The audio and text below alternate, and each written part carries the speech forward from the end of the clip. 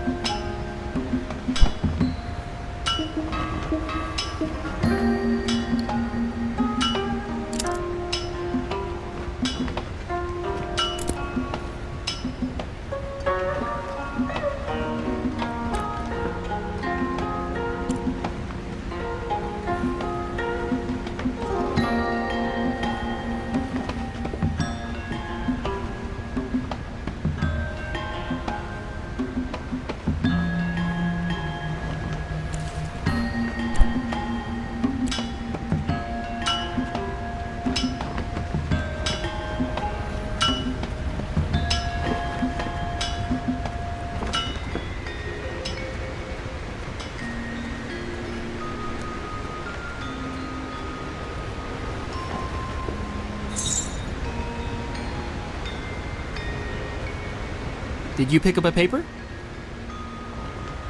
Would you like to donate a glowstone to the Shadian Post so we can keep the paper free, without ads and unmotivated by pop news and tabloid journalism? Thank you for your contribution.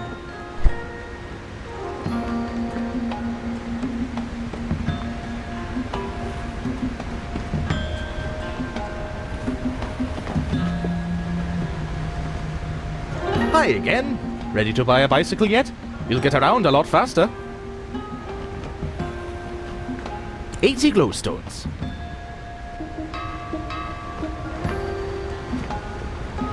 It's all yours. Hop on.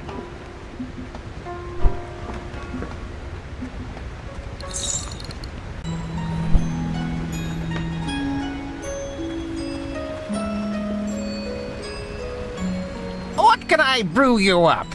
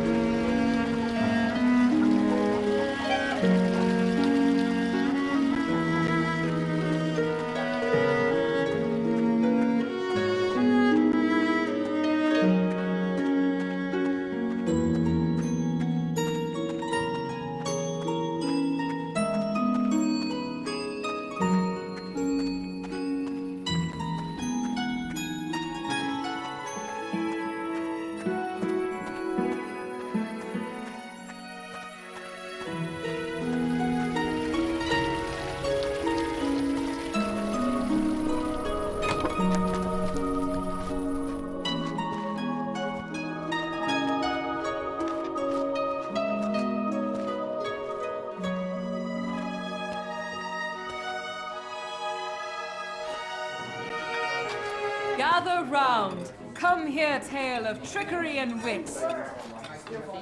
There was once a witch who lived in a tiny hut at the edge of a swamp. She was skilled in the healing arts and could cure nearly any ailment. Though she had many visitors, her truest companions were a cluster of spiders living under her table. One day, a man ambled up the path and knocked upon her door. "You must be the wise witch Flera, curer of all ills." He looked around the hut with a sneer. "People cross the world for your cures, and yet you live in this terrible shack. Surely folks pay dearly for the chance to continue breathing." But Flera was not one for glowstones, and she quite liked her home. She only stiffened and asked what his ailment was. So, he told her of the terrible pains and aches he suffered. Horrible scratching in his toenails, in each strand of hair, and in his tear ducts. It was a torture like none other. But he'd heard of the cure, only to be found in the swamp near her home. The only way to ease his pain? The heartroot. Well, in all her years of saving lives, Flera had never heard of such a route.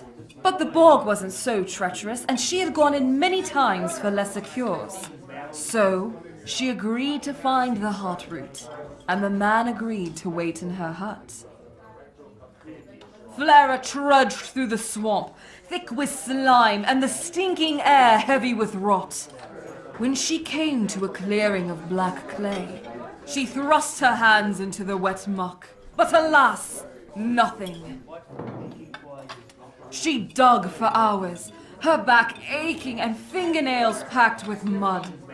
Finally, just as twilight fell to darkness, she found it. A spiraled green tuber, pulsing and glowing like a star.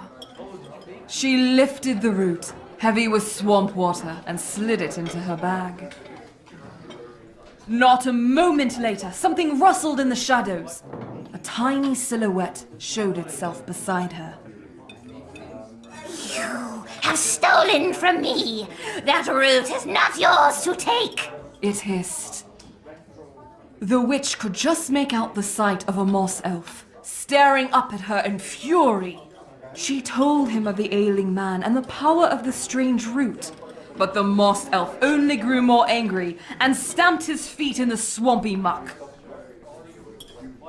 It's a root of poison and destruction! He screeched. It cannot heal anything! I curse you! I curse you to remain in this bog forever!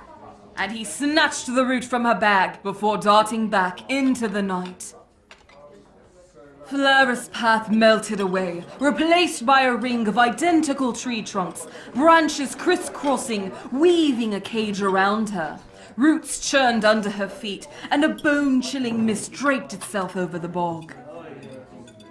Flara sat down on a tree trunk and got to thinking, wondering about the man who had sent her in hunt of the root.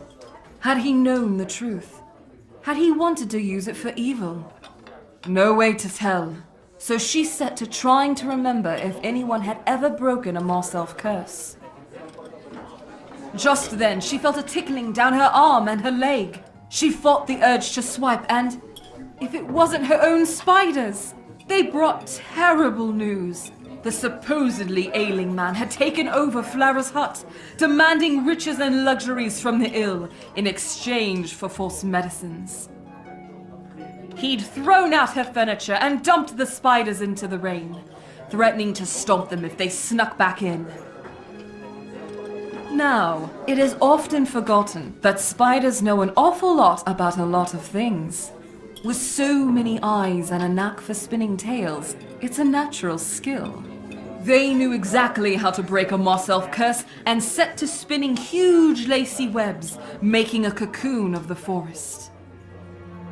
They hummed softly, and when Flara cut through the silk, she was at the edge of the bog, her hut just up ahead. Laborers surrounded her home, painting and scraping, her precious herbs crushed beneath their feet. She peered through the window, and there was the man sitting upon a throne, and beside him, a large pile of jewels and glowstones. Flara burst through the door, and he jumped halfway to the sun. You've taken too much! There are hundreds of jewels before me, and not a one do you deserve! You haven't enough hands to even carry these riches, you snake! Now the spiders thought this was quite a funny idea, so they hummed again, and the man sprouted hundreds of hands, and his body grew long and snake-like. He shrunk smaller and smaller before slinking under the door and out into the bog. And so, you've now heard the tale of how centipedes came to be.